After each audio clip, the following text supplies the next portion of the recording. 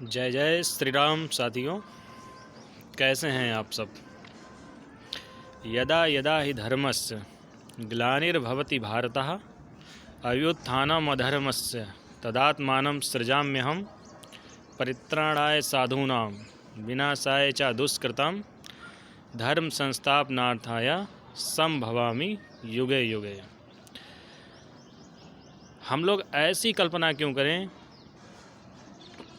कि धर्म की स्थापना के लिए भगवान इस धरती पर आएंगे। साथियों, ये बात मैंने बहुत जगह सुनी है कि ईश्वर अंश जीव अविनाशी, और आत्म पूजा देव न दूजा, आत्मा में ही परमात्मा है। मनुष्यों की सेवा करनी चाहिए क्योंकि उसके शरीर के अंदर जो है उसमें जो आत्मा है वो कभी नहीं मरती है, और आत्मा ही परमात्मा का अंश है। तो शास्त्रों में, वेदों में, सब चीज़ों में संतों महापुरुषों ने बताया अहम ब्रह्मासि, मैं ही ब्रह्म हूँ। तो सारी शक्तियाँ ईश्वर ने हमको दी हैं, बस हम लोगों ने क्या कर रखा है, सारी शक्तियाँ अपनी सुप्त अवस्था में है, जागृत अवस्था में नहीं है। तो हम लोगों को अपने आप को दिव्य पुरुष, चैतन्य पुरुष, जागृत पुरुष बनाने की ज़रूरत है। इसी राष्ट्र में सम्राट चंद्रगुप्त जैसे महान लोग भी पैदा हुए। आप विवेकानंद जी की पुस्तक पढ़ें, 6 स्वर्णिम पृष्ठ मैंने पढ़ी है, मेरे पास में है। पहला स्वर्णिम काल उन्होंने उसमें चंद्रगुप्त जी को बताया कि उन्होंने कैसे क्या साम्राज्य को बनाया, जहाँ से बिल्कुल प्रमाणिक इतिहास है हमारा, वहाँ से उन्होंने उसमें सब प्रमाणिक चीज़ों की ही बात की। तो अब जो अधर्म व्याप्त है, तो धर्म की स्थापना में हम ही लोगों को अपना योगदान देना होगा। कहते हैं ना कि बालक कोई चोरी करता है, पेंसिल ले आता है, घर वाले कहते हैं चलो बेटा कोई बात नहीं, फिर वो दूसरे दिन कोई कॉपी ले आता है बच्चे की, फिर उसको सह देते रहते हैं हल्के हल्के, एक दिन वो बड़ा चोर बन जाता है, और फिर अपना हम माथा पीटते हैं कि अरे हमारा बच्चा बिगड़ गया, इतने दुर्व्यसन इसके अंदर हो गए। और आज हम क्या कर रहे हैं, अपने बच्चों को सेंटा क्लॉज बना रहे हैं, और प्लास्टिक का पेड़, उसकी महानता उसको बताई जा रही है विद्यालय में। तो आगे चल के वो क्या करेगा, आप उससे क्या अपेक्षा रखेंगे। आगे चल के तो यही होगा, या वो ईसाई बन जाएगा, या कोई उसे अच्छी सी ईसाई मैडम मिल जाएंगी, वो उसे ईसाई में कन्वर्ट करा देंगी।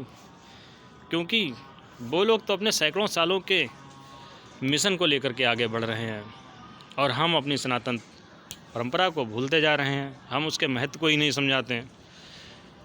अगर कहीं से कथा वगैरह का बुलावा आ भी जाए, तब भी घर वाले बच्चों से यही कहेंगे, जाओ बेटा कथा समाप्त हो गई होगी, आरती में प्रसाद पैसे चढ़ा देना और प्रसाद ले आना। मतलब जब पूजन स्टार्ट हुआ तब आपने बच्चे को नहीं भेजा, लास्ट में भेजते हैं। अधिकतर मैं देखता हूँ जहाँ कहीं भी पूजन हो, प्रोग्राम हो, तो उसमें बढ़ चढ़ के लोग हिस्सा नहीं लेते हैं, मगर जब बात आती है प्रसाद बंटने की तब जाते हैं। तो हम कैसे अपने धर्म के बारे में जानेंगे, कैसे समझेंगे। और एक कमी हमारे पुजारियों की भी रही कि वो कथा को इतनी स्पीड से ऐसे पढ़ देते हैं, उनके पास इतनी ऑलरेडी पीछे बुकिंग होती हैं सत्यनारायण की कथा की अमावस्या के दिन, कि वो हर जगह 15-15 मिनट में, 20-20 मिनट में, और मैंने गंगा जी पे तो देखा है वो 20-20 लोगों को एक साथ में बैठा लेते हैं और 10 मिनट में ही कथा उनकी पूरी हो गई। उनका काम है केवल दक्षिणा लेना कैसे भी। तो ये चीज़ें नहीं होनी चाहिए। इन्हीं सब चीज़ों ने हम सब लोगों को पीछे करके रख दिया है।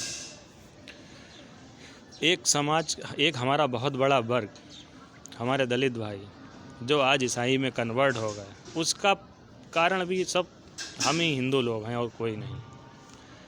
हम ही लोगों ने उनको अपने मंदिरों में नहीं प्रवेश दिया, अपने धर्म के बारे में नहीं बताया कि अरे इन्हें तुम कहाँ बुला लिया, सफाई करने वाले हैं। तो वो बेचारा क्या करता, कन्वर्ट हो गया। तो सबको सनातन परंपरा को मानना है, सनातन धर्म में सबको एकजुट रहना है। कोई भी हो, किसी भी जाति का हो, हिंदू है वो हमारा सनातनी भाई है, उसके यहाँ हम सब लोग जाएंगे, अपने संगठन को विस्तार करें, संगठन को मजबूत करें, स्वामी विवेकानंद जी और वीर सावरकर जी की विचारधारा को आगे बढ़ाएं। हमारे आदर्श, हमारे पूज्य गुरुदेव पुष्पेंद्र कुलश्रेष्ठ जी का जो सपना है 5 करोड़ यूथ का, उस सपने को पूरा करें, उस सपने को साकार करें। और जितने भी मजहब हैं उन सबसे जो है थोड़ा सा दूरी ही बनाए रखें।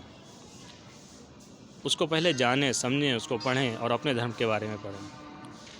केवल 4 कीलें ठोंकी गईं और प्राण पखेरु हो गए।